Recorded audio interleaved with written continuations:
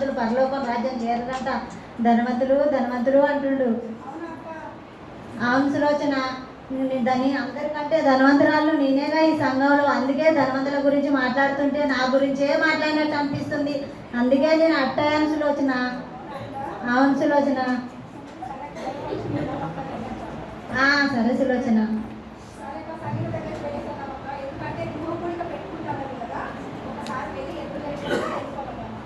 Okay Sulochana.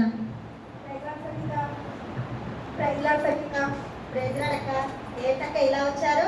గృహకుడిగా పెట్టుకుంటాను కదా సంగీత, ఎప్పుడు పెట్టుకుంటారో తెలుసుకుందామని వచ్చాము సంగీత. అవునా అక్క, ఇంకేం గృహకుడిక లేక? ఎందుకు సంగీత?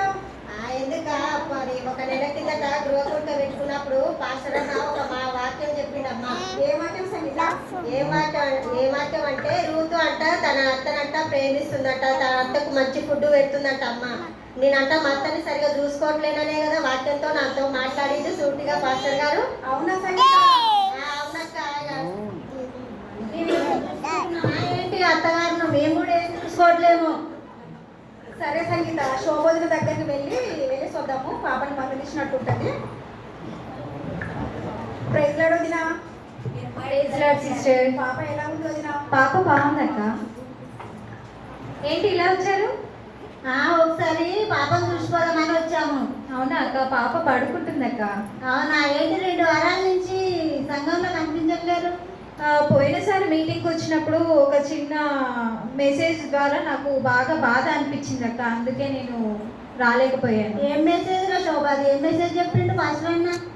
జ్ఞానవంతురాలంట తన ఇల్లు కట్టుకుంటుందంట, మూర్ఖురాలు తన ఇల్లును ఊడబెరుకునని ఒక వాక్యం చెప్పాడు కదక్క. మీరు రాలేదు ఆ మీటింగ్కి?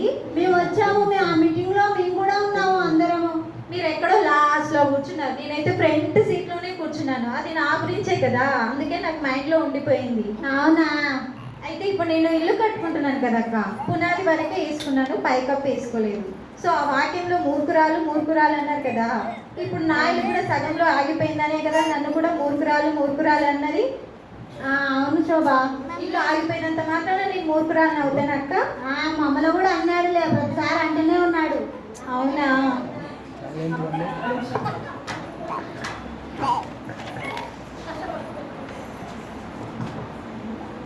హలో సంగీత. అక్క. ప్రైజ్ లాడ్రా. ప్రైజ్ లాడక్క. ఏం చేస్తున్నావురా? ఏం చేస్తలేనక్క, కూర్చున్నాను. అదే పోయినసారి ఎందుకు రా చర్చికి రాలేదు? రాలేదక్క, నాకే కొంచెం మనసు బాగాలేదక్క, అందుకోసమే రాలేదు. అయ్యో ఏమైంది రా? ఋషిగానికి ఏమైనా మళ్ళీ హెల్త్? అదేం లేదక్క, నాకే కొంచెం మనసు బాధగా అనిపించింది అక్క, రాలేదు. అవునా సంగీత? సరేరా, నేను ఇంటికి వస్తున్నా, మాట్లాడేది కొంచెం. సరే అక్క.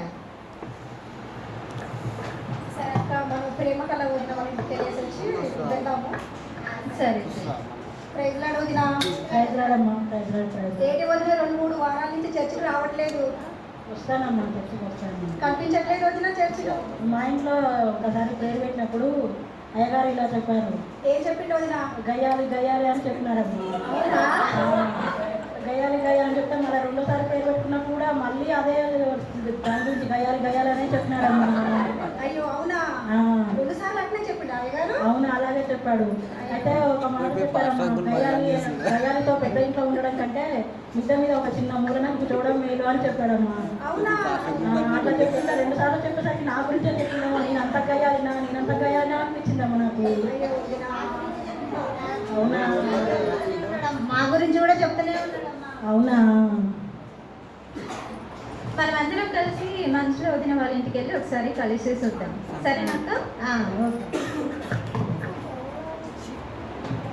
ప్రైజ్ లాడ్ వదిన. ప్రైజ్ లాడ్ రా. బాగున్నారు అందరూ? ఇలా ఉంటారండి అందరూ? అదే మిమ్మల్ని ఒకసారి కలిసి వెళ్దామని వచ్చాము వదిన. ఓకే. ఏంటి 2-3 వారాలకి వెళ్ళి చర్చిలో కనిపించట్లేదు ఏంటో వదిన? ఏమో మనసు బాగాలేదురా, రావాలనిపించలేదు. అవునా? ఏమైంది? మొన్న పాస్టర్ గారు మా ఇంట్లో గృహకూడిక పెట్టినప్పుడు ఫలంచలు కొమ్మ అన్నారు. వాక్యం వింటున్నాము, వదిలేసినాం, కానీ ఒక్క ఆత్మను కూడా తీసుకొస్తలేమన్నారు. నా గురించి అనిపించిందిరా, అందుకే నాకు బాధ అనిపించి మానేసాను, రావట్లేదు. అయ్యో అవునా అక్క? అవునా? అవునక్క. హలో ప్రైజ్ లాడ్ అక్క. హలో ప్రైజ్ లాడ్ లీలా, బాగున్నారా? బాగున్నాక. బాగున్నారా మీరు? బాగున్నారా? రావట్లేవు? మనసు బాగాలేదురా, అందుకే రాలేదు. అయ్యో అవునా అక్క, ఏమైంది అక్క? ఏదైనా ప్రాబ్లం ఉందా?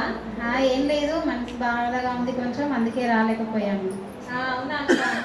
సరే అక్క, నేను మాట్లాడతాను, నీ దగ్గరకు వస్తాను. ఇక్కడ మన సంఘస్థులందరూ, సంగీత వీళ్ళందరూ ఉన్నారు, మా ఇంటికి వచ్చారు, రండి మరి. సరే అక్క, వస్తున్నాం. సరే.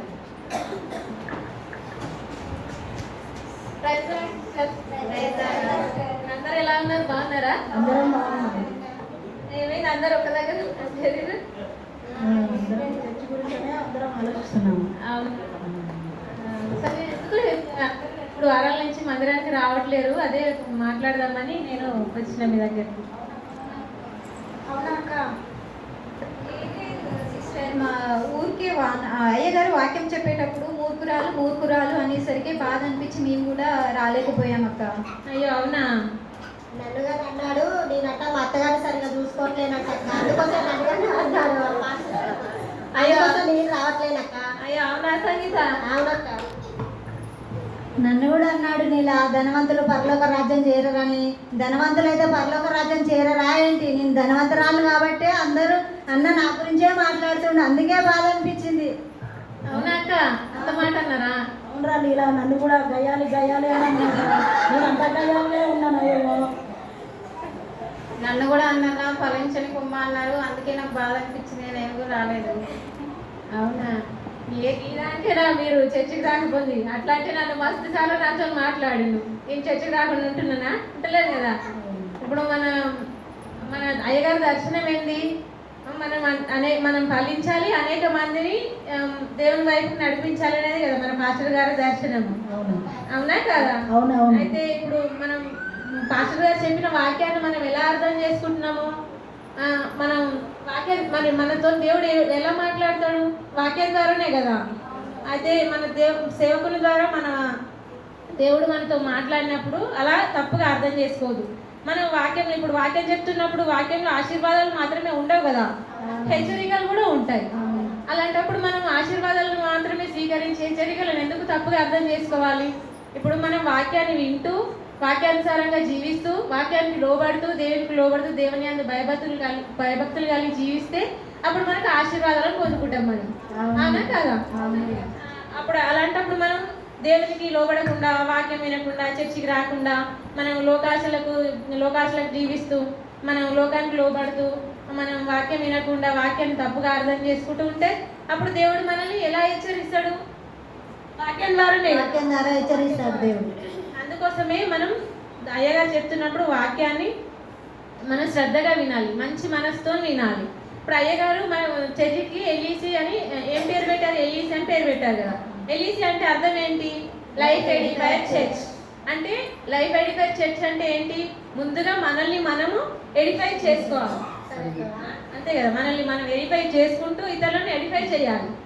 అలాంటప్పుడు మనం వాక్యాన్ని శ్రద్ధగా వినాలి, మంచి మనసుతో వినాలి. మంచి మనసుతో విని వాక్యాన్ని మన వాక్యానుసారంగా జీవిస్తే అప్పుడు దేవుడు మనల్ని ఆశీర్వదిస్తాడు. అవునా? అయితే మీకు నేను ఒక వాక్యం వినిపిస్తాను. నీవు నీ దేవుడైన యెహోవా మాట శ్రద్ధగా విని నేడు నేను నీకు ఆజ్ఞాపించుతున్న ఆయన ఆజ్ఞలన్నిటిని అనుసరించి నడుచుకొని ఎడల నీ దేవుడైన యెహోవా భూమి మీద నున్న సమస్త జనముల కంటే నిన్ను హెచ్చించును. అంటే దేవుడు మనల్ని ఎంత మంచిగా మాట్లాడుతున్న మనతోటి. అంటే ఆయన ఆజ్ఞలను గైకొంటూ ఆయన చెప్పినట్టు మనం వింటే మన యెహోవా భూమి మీద ఉన్న సమస్త జనముల కంటే మనల్ని హెచ్చిస్తానని మనతో మాట్లాడుతుంది. అయితే మనం పాస్టర్ గారు మనతో వాక్యం చేత మాట్లాడితే మనం ఇంత నచ్చుకుంటున్నాం కదా. అయితే మనం పాస్టర్ గారు ఇంత మన కోసం ప్రయాసపడుతూ అంత దూరం నుంచి రాత్రనక పగలనక వస్తూ మన కోసం వచ్చి ప్రయాసపడుతున్నప్పుడు వాక్యం విని మనం అందులో ఉన్న ఆశీర్వాదాలు మాత్రమే స్వీకరించి హెచ్చరికలను మనం తప్పుగా అర్థం చేసుకుంటే అది మంచిది కాదు కదా. అప్పుడు పాస్టర్ గారు బాధపడతారు, మనల్ని చూసి దేవుడు కూడా బాధపడతాడు. అప్పుడు దేవునికి ఆయాసకరంగా మనం జీవించినట్లే కదా. అలా కాకుండా ఇప్పటి నుంచి మనం అందరం ఏం చేయాలి? వాక్యాన్ని మంచి మనసుతో విని స్వీకరించాలి, వాక్యానుసారంగా జీవించాలి, దేవునికి లోబడి జీవించాలి. సరేనా? ఇప్పటి నుంచి మనం అందరం ప్రతి వారం తప్పకుండా చర్చికి వెళ్దాం. సరేనా? చిన్న ప్రార్థన చేసుకొని మనం ఇంటికి వెళ్దాం. అయ్యో మేము వాక్యానుసారంగా కాకుండా లోకానుసారంగా ఆలోచించి దేవుణ్ణి తప్పుదో తప్పుగా ఆలోచించాము, అన్నను కూడా తప్పుగా ఆలోచించాము. మేము వాక్యానుసారంగా జీవించే కృపను దయచేయమని ఇప్పుడు ప్రార్థన చేస్తున్నాం.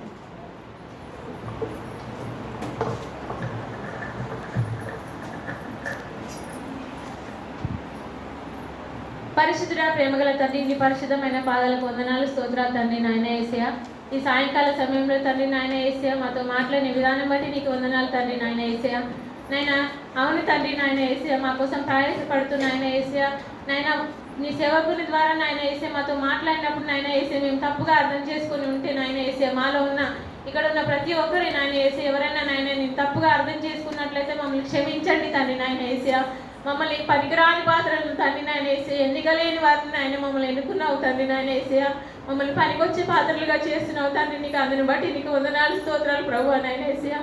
మేము ఎన్నికలేని భారం తండ్రి నాయన యేసయ్య, ఎక్కడ ఉన్న మమ్మల్ని తండ్రి నాయన యేసయ్య నీకు సన్నిధానంలో నిలబెట్టారు తండ్రి నాయన యేసయ్య.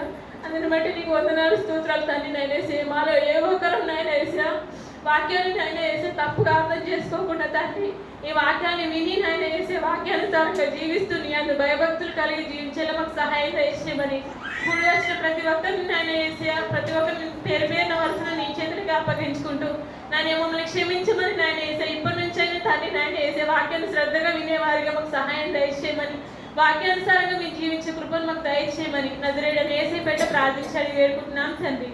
ఆమేన్.